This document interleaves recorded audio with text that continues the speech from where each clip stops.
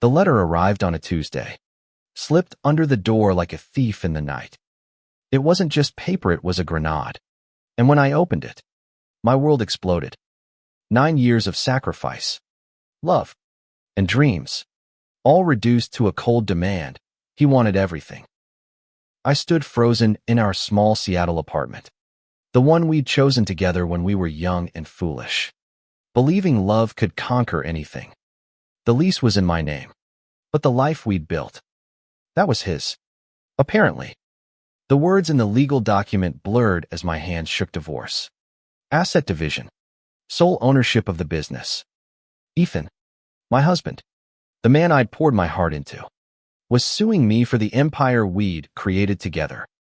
The coffee shop chain, Brewed Awakening, wasn't just a business. It was our child, born from late-night talks and my relentless hustle while he chased his vision. I'd worked double shifts, managed accounts, and smiled through exhaustion to make it thrive. Now, he wanted to erase me from it. I sank onto the couch, the same one we'd bought secondhand when we were broke, dreaming of the day we'd make it. Back then, Ethan was all charisma and ambition, his hazel eyes alight with ideas for a coffee shop that would feel like home to everyone who walked in. I was the practical one, the one who made it happen. I'd quit my marketing job to handle the finances, negotiate leases, and charm investors.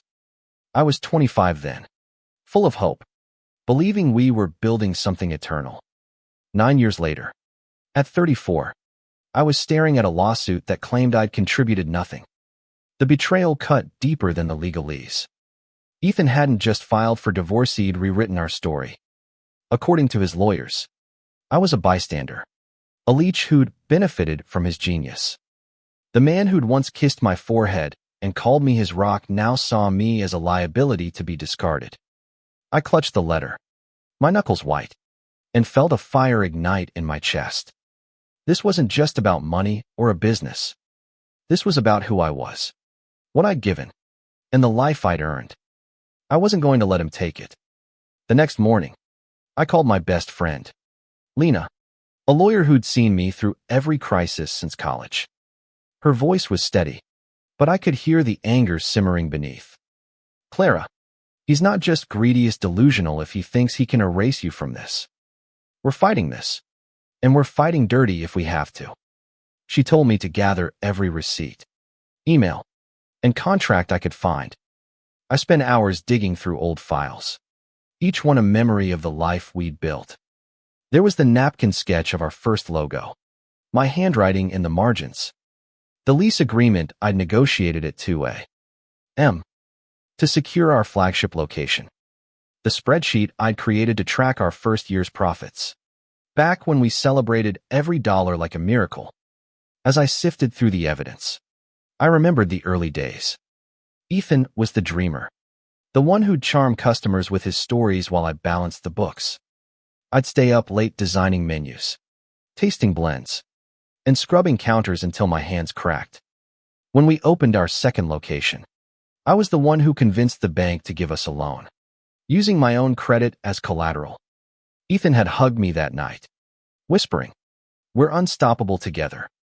Now, he was trying to stop me alone. The first court date was set for a month away, giving me time to prepare, but also to stew in the pain. I walked through our original coffee shop, the one on Pike Street, and felt like a ghost. The baristas still knew me, their smiles warm but cautious. They'd heard rumors Ethan had been spreading them, painting me as the villain who'd held him back. I wanted to scream, to tell them the truth, but I held my tongue. This wasn't their fight. It was mine. Lena helped me hire a lawyer, a sharp woman named Rachel who specialized in family law and had a reputation for tearing apart greedy exes. Rachel's office was a fortress of confidence, walls lined with degrees and photos of her shaking hands with judges. "Clara," she said, her voice like steel, "we're not just defending you. We're going to show the court exactly what you built. Ethan's narrative won't hold up." She laid out our strategy, prove my contributions, challenge his claims, and expose his attempt to rewrite history. It sounded simple, But I knew it wouldn't be. Ethan was charming, a master at spinning stories. I'd seen him win over investors with nothing but a smile and a pitch. Now, he'd be pitching against me. The nights were the hardest. Alone in the apartment, I'd replay every moment of our marriage, searching for the cracks I'd missed. Had he always been this selfish? Or had success changed him? I remembered the day we opened our 5th location. How he'd lifted me off the ground in a bear hug, laughing like a kid. Was that love? Or was I just convenient then? The questions gnawed at me, but I pushed them aside. Doubt was a luxury I couldn't afford. I had a fight to win. By the end of the first week, I'd gathered enough evidence to fill a banker's box, contracts, emails, even a handwritten note from Ethan thanking me for saving his dream. I felt a flicker of hope, but it was tempered by fear. Ethan wasn't just fighting for the business, was fighting to destroy me. And I wasn't sure I was strong enough to stop him. The second week brought a new kind of pain, discovery. Ethan's lawyers demanded access to every financial record, email, and text message from the past 9 years. It felt like they were dissecting my life, pulling apart the seams of our marriage to find anything they could twist against me. I sat with Rachel in her office, poring over documents, my stomach churning as we uncovered Ethan's strategy. He wasn't just claiming I'd done nothing, was alleging I'd mismanaged funds, accusing me of financial negligence that had endangered the business. The audacity of it made my blood boil. I'd been the one who kept Brood Awakening afloat during lean years, skipping my own paychecks so we could afford staff. Rachel's eyes narrowed as she read the claims. "This is a smear campaign," she said. "He's trying to discredit you to justify his greed. We'll counter with hard evidence." She had me draft a detailed affidavit, a timeline of every contribution I'd made to the business. It was grueling, forcing me to relive every sacrifice, the nights I'd spent learning tax law to save us money, the weekends I'd worked barista shifts when we were short-staffed, the investors I'd wooed with pitches I wrote myself. Each memory was a brick in the wall I was building to protect what was mine. But Ethan was playing dirty.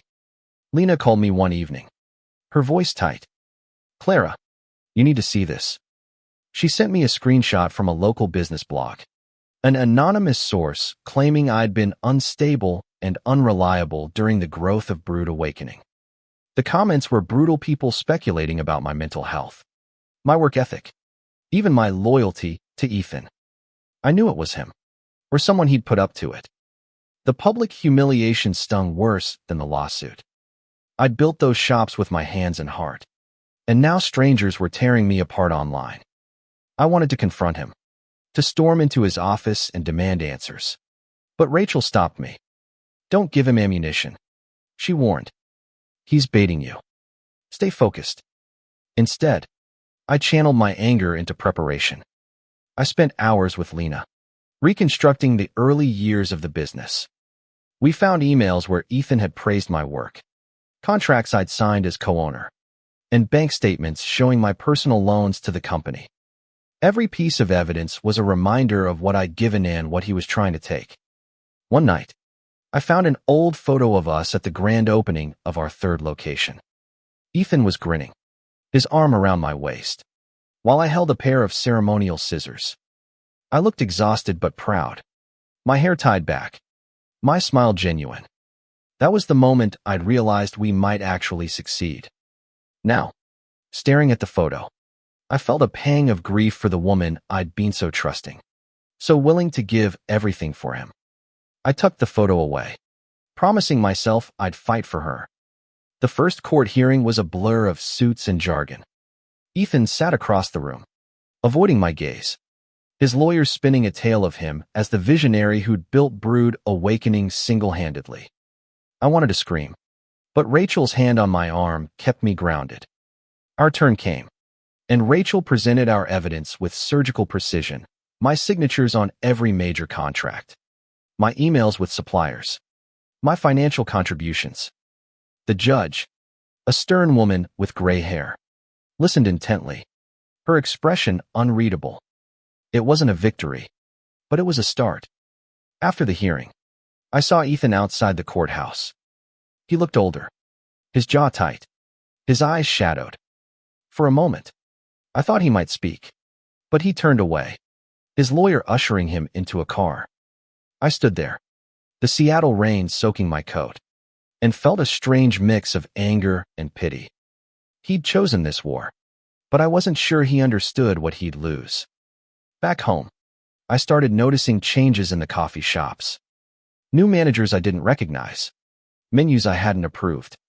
Ethan was already acting like he'd won, reshaping our legacy to erase me. I called Lena, my voice shaking. He's rewriting everything, even before the court decides. She didn't sugarcoat it. He's banking on intimidating you into settling. Don't let him. Her words lit a fire in me. I wasn't just fighting for money, I was fighting for my truth. My work. My life. By the end of the second week, I'd hired a private investigator to dig into Ethan's recent business dealings. If he was playing dirty, I needed to know how deep the mud went. The investigator's first report came in late one night, and as I read it, my heart sank. Ethan had been funneling profits into a separate account, one I'd never seen. He wasn't just trying to take the business, was hiding assets to make sure I got nothing. The betrayal was a knife, twisting deeper with every page. But it also gave me something I hadn't had before, proof he was lying. I clutched the report, my resolve hardening. This was war, and I was ready to fight. The investigator's report was a turning point, but it came at a cost. I'd spent most of my savings hiring him, and the stress was eating me alive. Every night, I lay awake, replaying the years I'd given to Ethan, to brood awakening, to a dream I thought was ours. The report confirmed what I'd feared. Ethan had been siphoning money for over a year, setting up a shadow company to divert profits. He'd even transferred shares to his brother, claiming it was a gift. It wasn't just betrayal, it was theft, calculated in cold. Rachel was thrilled with the evidence. "This changes everything," she said, her eyes gleaming. "He's committing fraud. We can use this to challenge his entire case." But she warned me it wouldn't be easy. Ethan's lawyers would fight tooth and nail to discredit the report, and we'd need more than accusations to win. I spent days gathering additional proof bank statements, emails, even a whistleblower from our accounting team who'd seen Ethan's shady transfers. The whistleblower, a quiet woman named Sarah, met me in a diner, her hands trembling as she handed over a USB drive. I couldn't stay silent. She whispered, "You deserve better." Her courage gave me strength, but it also reminded me how many people Ethan had deceived. The second hearing was brutal. Ethan's lawyer painted me as a vindictive ex-wife, twisting my evidence into baseless accusations. Ethan took the stand, his voice smooth as ever, claiming he'd moved money to protect the business from my reckless spending. I wanted to leap from my seat and call him out, but Rachel's steady gaze kept me in check. When our turn came, Rachel presented the investigator's report, backed by Sarah's testimony. The courtroom went silent as she laid out the timeline of Ethan's fraud. For the first time, I saw doubt flicker in the judge's eyes. Outside, the media had caught wind of the case. A local reporter cornered me, asking if I was out for revenge. I kept my answer short. I'm fighting for what's mine. But the headlines were vicious, painting our divorce as a soap opera. Ethan leaned into it, giving interviews that framed him as the victim of a bitter wife. I stopped reading the news, focusing instead on the next steps.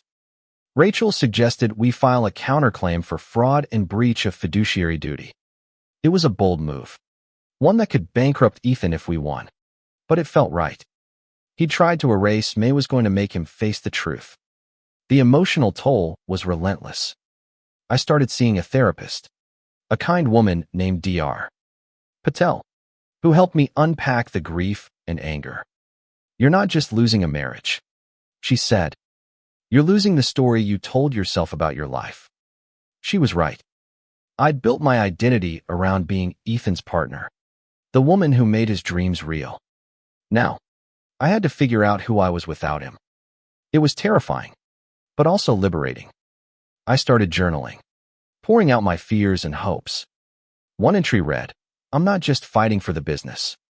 I'm fighting for Clara, the woman I forgot how to be." Lena became my rock, showing up with takeout and bad action movies to keep my spirits up.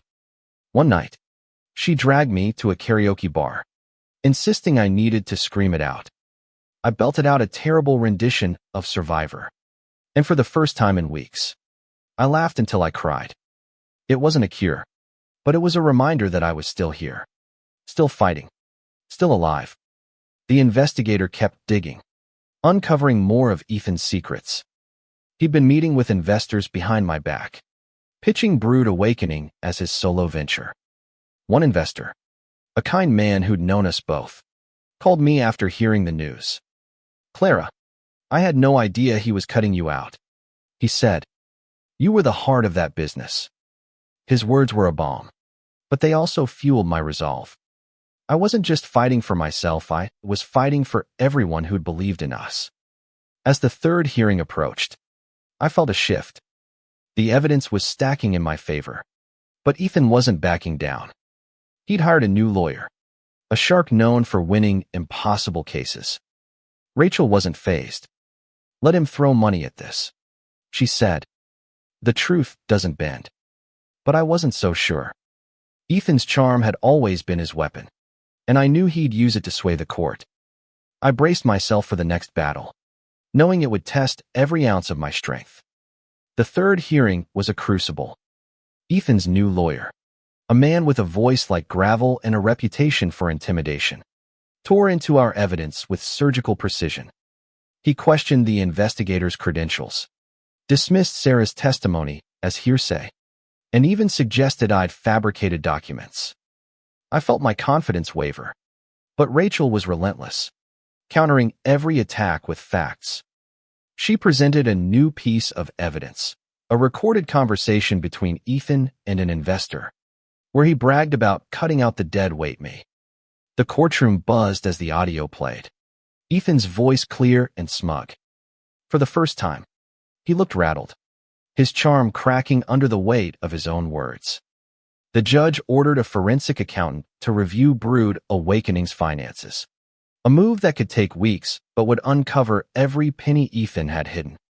It was a small victory, but it gave me breathing room. I used the time to reconnect with the business I'd helped build. I visited our flagship shop, slipping in as a customer to avoid attention.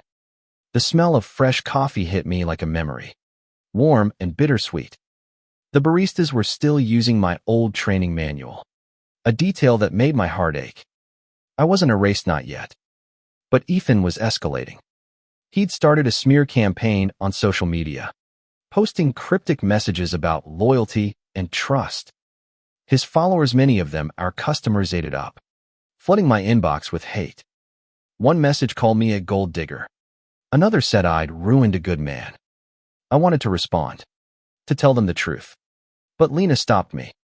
"Don't engage," she said. "You're bigger than this." Instead, I focused on the case, meeting with the forensic accountant to walk her through our books. She was thorough, asking questions that made me realize how much I'd carried the business on my shoulders. "You're the reason this company didn't collapse in year 2, she said, almost casually. It was the validation I'd needed for months. Dr. Patel helped me navigate the emotional fallout. "You're grieving the man you thought he was," she said during one session. "But you're also discovering who you are." I started to see it, Clara, the woman who'd built a business from nothing, who'd loved fiercely and fought harder. I wasn't just Ethan's wife. I was a force, and I was done letting him define me. The accountant's report came in just before the fourth hearing. It was damning.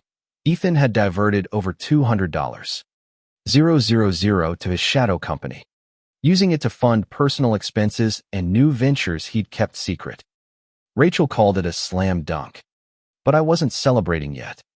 Ethan's lawyer would spin it, and I knew the courtroom was a stage where his charisma could still sway opinions. I prepared myself for the fight, spending nights rehearsing my testimony with Rachel. She coached me to stay calm, to let the facts speak. But inside, I was a storm, anger, fear, and determination swirling together. The fourth hearing was packed, the media presence heavier than before. Ethan took the stand again, his eyes meeting mine for the first time in months. There was no remorse, just defiance. He claimed the diverted funds were business investments and accused me of sabotaging his vision. But Rachel was ready. She presented the accountant's report, line by line, showing how Ethan had lied. The judge's expression hardened, and I felt a flicker of hope. Maybe, just maybe, the truth was enough. After the hearing, I got a call from an old friend, Mark, who'd been one of our first investors. He'd heard about the case and wanted to testify on my behalf. "Clara, you were the one who made Brood Awakening real," he said. "I'll tell the court everything." His support was a lifeline, but it also reminded me how much I'd lost. The business wasn't just money, it was my identity, my community, my heart. I wasn't going to let Ethan take that, too. As the fifth hearing loomed, I felt a shift in myself. The fear was still there, but it was overshadowed by resolve. I wasn't just fighting for assets, I was fighting for my story, my truth, and the woman I'd become. Ethan had underestimated me, but I was ready to show him who I really was. The fifth hearing was a battlefield, and I was ready. Mark's testimony was a turning point, his voice steady as he recounted my role in Brood Awakening's success. He described late-night meetings where I'd crafted pitches, the loans I'd personally guaranteed, the countless hours I'd spent building the brand. Ethan's lawyer tried to discredit him, but Mark didn't flinch. "Clara was the backbone," he said, looking directly at the judge. "Without her, there'd be no business." The courtroom felt electric, the tide shifting in my favor. Rachel built on Mark's testimony, presenting emails and contracts that proved my ownership stake. She also introduced a new witness, our former operations manager, who'd seen Ethan's attempts to sideline me in the last year. He started excluding Clara from meetings. She testified. He said she was too emotional to handle the business. The irony burned Ethan, the dreamer, calling me emotional when I'd been the one keeping us grounded. Ethan's response was predictable, charm and deflection. He painted himself as the visionary under attack, claiming I'd lost interest in the business. But his lies were unraveling. The judge asked pointed questions about the diverted funds, and Ethan stumbled, his confidence cracking. I saw it in his eyes, the realization that he might not win. For the first time, I felt like I was the one in control. Outside the courtroom, the media frenzy grew. A local news outlet ran a story titled "The Coffee War," framing our divorce as a David and Goliath battle. I hated the spectacle, but it brought unexpected allies. Former employees reached out, offering to testify about my contributions.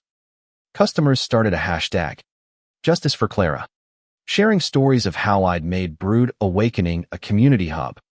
One post, from a regular named Maria, brought me to tears. Clara remembered my order every morning. She made us feel like family. It was a reminder of why I was fighting not just for money, but for the legacy I'd built. The stress was relentless, though. My health started to slip, migraines, sleepless nights, a constant knot in my stomach. Dr. Patel urged me to take care of myself, so I started running again, something I hadn't done since my 20s. The Seattle trails became my sanctuary, each step a way to reclaim my strength. I'd run until my lungs burned, imagining every stride as a step toward victory. Rachel warned me that Ethan's team was preparing a settlement offer. "They're scared," she said. "They know the judge is leaning our way." When the offer came, it was insulting, a fraction of the business's value and no acknowledgement of my contributions. I rejected it without hesitation. "I'm not settling," I told Rachel. "I want the truth on record." She nodded, a proud smile on her face. "Then let's finish this." The sixth hearing was scheduled, and we were ready to go all in.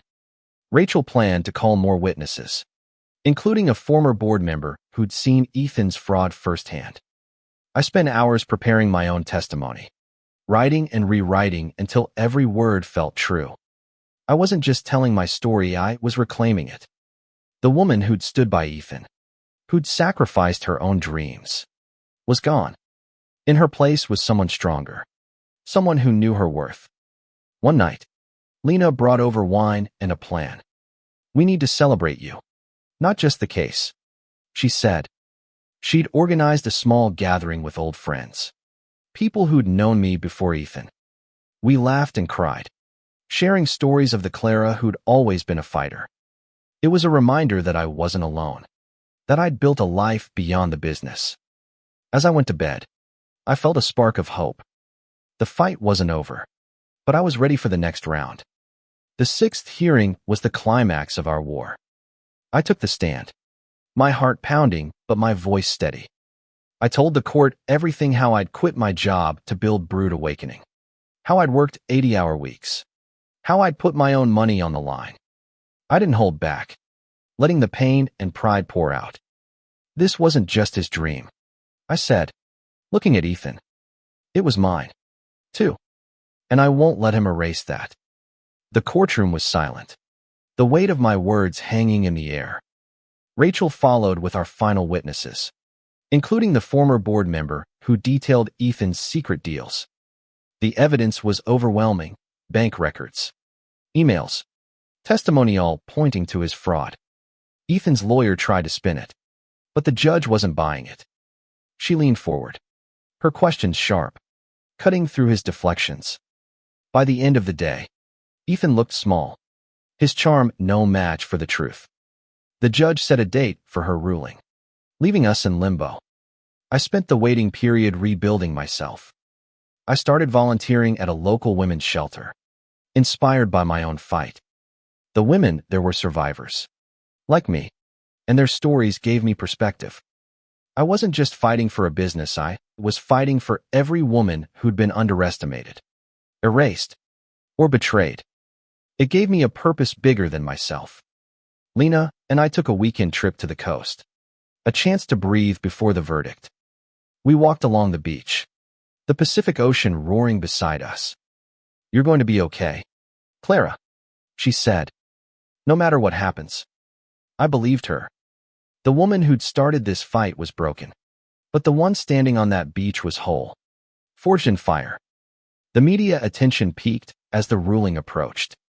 Reporters camped outside my apartment, but I ignored them, focusing on the shelter and my running. I'd started training for a half marathon, a goal that felt like a metaphor for my life: keep moving, no matter how hard it gets. Dr. Patel noticed the change in me.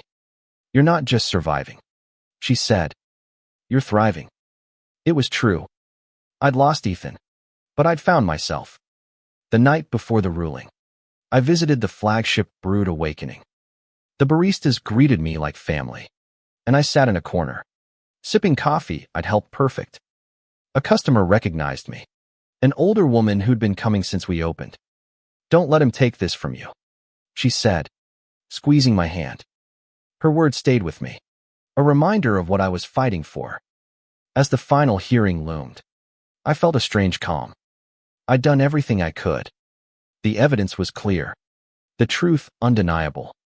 But Ethan was still a wild card, his charm a weapon he'd wield to the end. I braced myself for the verdict, knowing it would define not just my future, but the legacy of everything I'd built. The courtroom was packed on the day of the ruling, the air thick with anticipation. I sat beside Rachel, my hands clasped tightly, as the judge took her seat. Her voice was steady as she delivered the verdict. Ethan's claims were dismissed. The court recognized my 50% ownership in Brood Awakening, and his fraud was ruled a breach of fiduciary duty. He was ordered to repay the diverted funds and cover my legal fees. The gavel struck, and I felt the weight of 9 years lift from my shoulders. Ethan's face was a mask of shock, his charm finally useless. He tried to approach me after, but I turned away, my heart close to him. The victory wasn't just financial, it was personal. I'd fought for my truth and won. Rachel hugged me, whispering, "You did it, Clara." But I knew it wasn't just me. Lena, Mark, Sarah, and every person who'd believed in me had carried me through. The aftermath was bittersweet. The media hailed me as a hero, but I just wanted peace.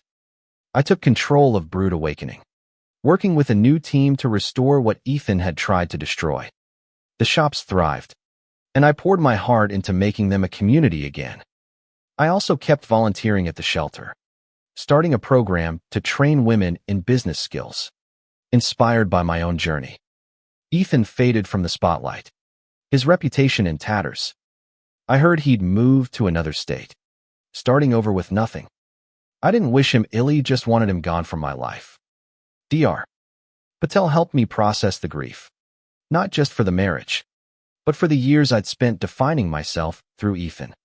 "You're enough," she said, and I finally believed it. Months later, I ran my half marathon, crossing the finish line with Lena cheering me on. It wasn't just a race, it was a declaration. I was Clara, the woman who'd built an empire, fought for her truth, and come out stronger. Brood Awakening was mine. But more importantly, so was I. As I stood in the flagship shop one evening, watching customers laugh and connect, I felt a quiet pride. This was my legacy, not just the business, but the woman I'd become. I'd spent 9 years supporting Ethan's dream, but in the end, I'd found my own. And no one could take that away.